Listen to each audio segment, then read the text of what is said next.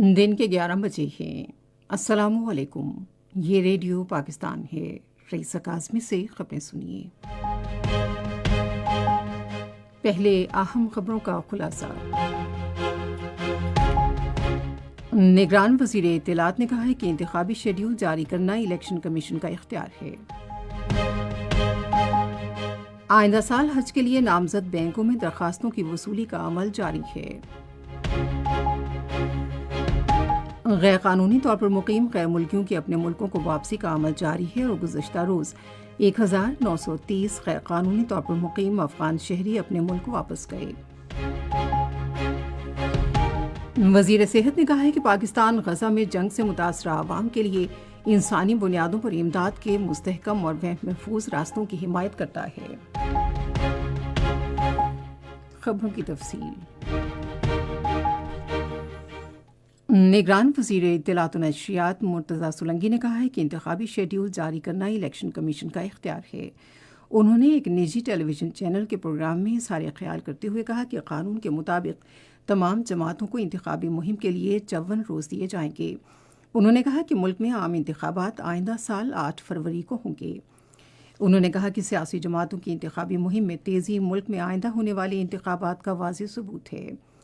ایک سوال پر وزیر اطلاعات نے کہا کہ سرکاری نشریاتی ادارے عوامی خدمت کے ادارے ہیں جو سرکاری معاونت سے چلتے ہیں، تاہم ان میں اصلاحات کی ضرورت ہے۔ وزیر اطلاعات نے پاک چین تعلقات کے بارے میں اظہار خیال کرتے ہوئے کہا کہ چین کے ساتھ ہمارے تعلقات مزید مستحکم ہوں گے۔ الیکشن کمیشن نے آئندہ عام انتخابات کے لیے کسی شیڈول کے اجرا کی دو ٹوک الفاظ میں تردید کی ہے۔ الیکشن کمیشن کے ترجمان کے مطابق سوشل میڈیا پر گردش کرنے والا انتخابی شیڈول من گھڑت اور بے بنیاد ہے۔ انہوں نے کہا کہ آئندہ عام انتخابات کے بارے میں جھوٹی اطلاعات پرنٹ اور الیکٹرانک میڈیا پر متواتر چل رہی ہیں۔ آئندہ سال کے حج کے لیے درخواستوں کی وصولی کا عمل جاری ہے۔ مذہبی امور کی وزارت کے ترجمان کے مطابق درخواستوں کی وصولی کی کل آخری تاریخ ہے۔ افغان باشندوں سمیت غیر قانونی طور پر مقیم غیر ملکیوں کی ان کے ملکوں کو باعزت اور محفوظ واپسی کا سلسلہ جاری ہے۔ گزشتہ روز 1930 افغان شہری اپنے ملک واپس گئے۔ اب تک تقریباً 4,23,031 غیر قانونی طور پر مقیم افغان باشندے افغانستان واپس جا چکے ہیں۔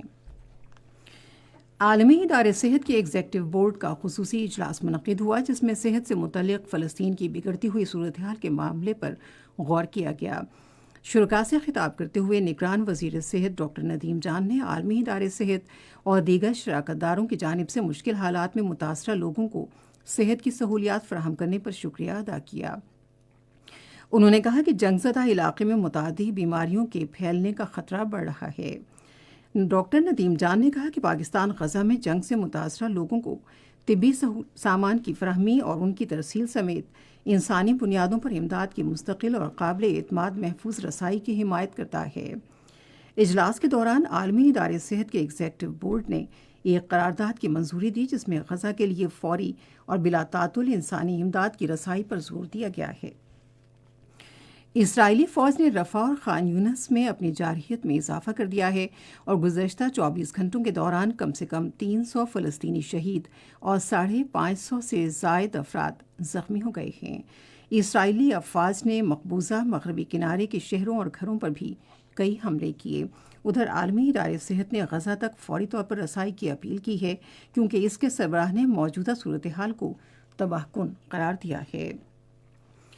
کل جماعتی ہویت کانفرنس کے اصیل رہنما شبیر احمد شاہ نے عالمی برادری پر زور دیا ہے کہ وہ مقبوضہ جموں کشمیر میں انسانی حقوق کی تیزی سے بگڑتی ہوئی صورتحال کا نوٹس لیں۔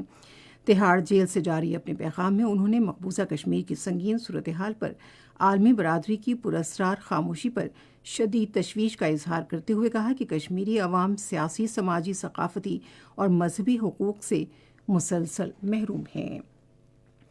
اطلاعات و نشریات کے وزیر مرتضی سولنگی نے دانشور، شاعر، ناول نگار، مترجم اور ایڈیٹر احمد سلیم کے انتقال پر گہرے دکھ اور افسوس کا اظہار کیا ہے۔ ایک ٹویٹ میں انہوں نے کہا کہ احمد سلیم نے پوری زندگی کام کرنے والے لوگوں، جمہوریت، غریب اور پسماندہ اور مظلوم لوگوں کی خدمت کرتے ہوئے گزاری۔ وزیر اطلاعات نے مرحوم کے درجات کی بلندی کے لیے دعا کی۔ دنیا بھر میں آج پہاڑوں کا عالمی دن منایا جا رہا ہے۔ اس سال دن کا موضوع ہے پہاڑوں کے ماحولیاتی نظام کی بحالی۔ اور ملائیشیا میں جاری جونیئر ہاکی ورلڈ کپ کے کوارٹر فائنل میں کل پاکستان اور اسپین مد مقابل ہوں گے۔ اس کے ساتھ ہی خبریں ختم ہوئیں۔ مزید خبروں اور تجزیوں کے لیے آئیے ہماری ویب سائٹ پر radio.gov.pk اور فیس بک کے link radio Pakistan news official پر براہ راست ویڈیو سٹریمنگ بھی ملاحظہ کیجیے۔